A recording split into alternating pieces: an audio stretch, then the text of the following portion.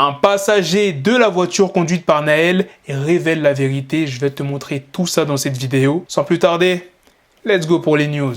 FN Da Dealer, un rappeur signé sur le label de Young Thug, se trouve actuellement dans une situation difficile. Il a été arrêté en relation avec une fusillade mortelle dans un complexe d'appartements d'Atlanta. Jack Obemole, mieux connu sous son nom d'artiste FN Da Dealer, a été arrêté le 29 juin grâce à un effort conjoint de la police d'Atlanta et du bureau du shérif du comté de Clayton. La police allègue que plusieurs coups de feu ont été tirés le soir du 5 juin, laissant une victime de 28 ans non identifiée sur le carreau. Après la fusillade, 3 personnes auraient pris la fuite dans une Dodge Charger noire sans plaque d'immatriculation. On pense que FN Da Dealer a joué un rôle dans cette fusillade. Cela dit, malgré ses ennuis juridiques, FN Da Dealer n'est pas impliqué dans le procès en cours de l'affaire YSL Rico. L'avocat de Young Thug, Brian Steele, a récemment déposé une motion pour faire annuler les accusations Rico portées contre son client et tous les causes accusées de YSL. Mais l'issue reste incertaine. Le rappeur Fredo Bang, originaire de Louisiane, apporte des réponses à ces questions dans son nouveau morceau Free Melly, un hommage audacieux et direct à son ami Wayne W. Melly, actuellement en procès pour double meurtre. Fredo Bang ne se contente pas de soutenir son ami dans la chanson. Il conteste également une assignation qu'il aurait reçue concernant l'affaire Melly. Dans le morceau, il dit « C'est comme ça depuis le début ». Parler de l'assignation, dites à cette dame que je ne l'ai pas reçue. Mais de quoi parle Fredo exactement? Il fait probablement référence à Christine Bradley, l'assistante du procureur de l'État du comté de Broward en Floride, qui cherche à lui délivrer une assignation depuis 3 ans sans succès. Des documents juridiques révèlent que Fredo a refusé de répondre à certaines questions relatives à l'affaire, invoquant le privilège avocat-client et son droit du 5e amendement contre l'auto-incrimination. Malgré l'offre d'immunité de l'État de la Floride, Fredo a refusé de coopérer. Et lorsque la poursuite a tenté de forcer Fredo à témoigner, le juge Andrew L. Siegel a dénié leur requête. À l'heure actuelle, il est encore incertain si Fredo apparaîtra ou non dans le procès en cours de Wayne W. Melly. Qui est le véritable coupable ici? Et qui est prêt à défendre sa famille jusqu'au bout?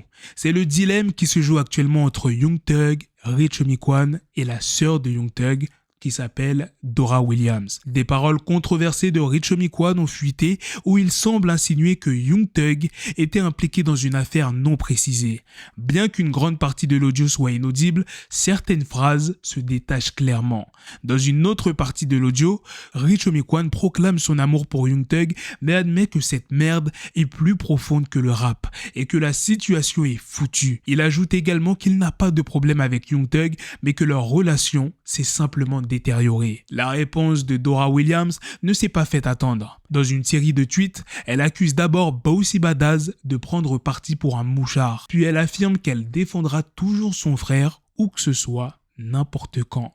Elle critique également l'hypocrisie présumée de Rich Homie Quan. L'affaire en question est le procès en cours YSL Rico qui ne manque pas de rebondissements.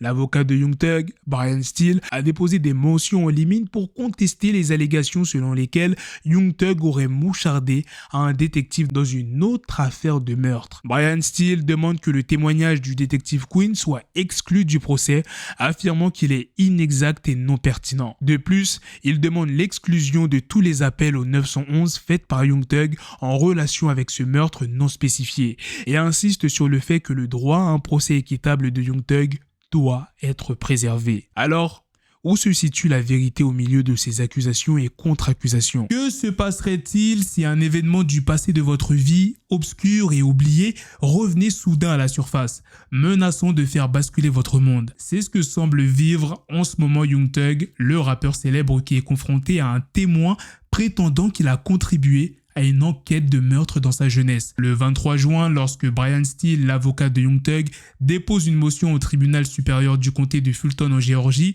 il cherche à bloquer le témoignage du détective Quinn, un témoin de l'accusation. Pourquoi? Parce qu'il croit que Quinn va fournir des informations fausses au jury. Quinn compte témoigner qu'il a rencontré Young Thug de son vrai nom Jeffrey Williams à l'arrière d'une voiture de police et a obtenu des informations sur un homicide non résolu lorsque le rappeur était plus jeune. Dans cette motion, l'avocat Steele affirme, d'après les informations et croyances, l'accusation et certains de ses témoins, y compris mais sans s'y limiter le détective Quinn, pourrait faussement déclarer que Monsieur Jeffrey Williams, donc Young Thug, était à l'arrière de leur voiture de police à un certain moment et a donné des informations sur une affaire de meurtre. Ceci est faux.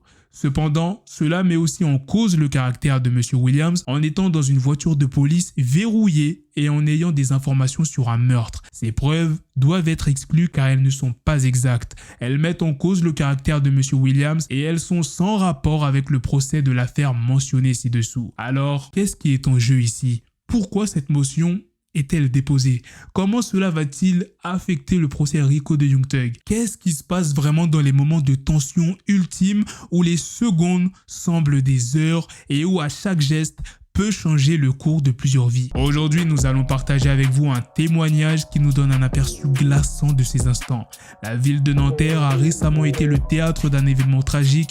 La mort de Naël, un jeune homme de 17 ans lors d'un contrôle routier, a enflammé le pays, provoquant des émeutes et des appels à la justice. Des personnalités du monde du rap français ont réagi avec force à cet incident. Ainsi, Sadek a fait don de l'ensemble de son cachet de concert à la famille endeuillée. Une générosité qui fait honneur à l'esprit de solidarité de la communauté. Rof, un autre pilier de la scène rap, a partagé un message qu'il a reçu de la troisième personne présente dans le véhicule contrôlé par la police ce jour fatidique. Cette personne qui a réussi à prendre la fuite raconte la violence de l'intervention policière. Il décrit une scène d'horreur. Le policier a frappé Naël 4 fois avec sa matraque, sa tête a tourné, la voiture était déjà en mouvement et lorsqu'il a été frappé, il a lâché le frein. La voiture a commencé à avancer et c'est à ce moment que le policier a tiré. Naël a réussi à rester avec nous encore 3 secondes, klaxonnant, le pied encore sur l'accélérateur. J'ai vu que nous nous dirigeons droit vers un mur, je l'ai regardé, je l'ai vu trembler. J'ai essayé de le réveiller pour partir, mais il ne parlait pas, il ne bougeait pas et j'ai couru. Sur ce, on se donne rendez-vous très prochainement les gars pour d'autres vidéos news. Prenez soin de vous la famille. Peace. Yes, this shit is raw coming at your door. You start to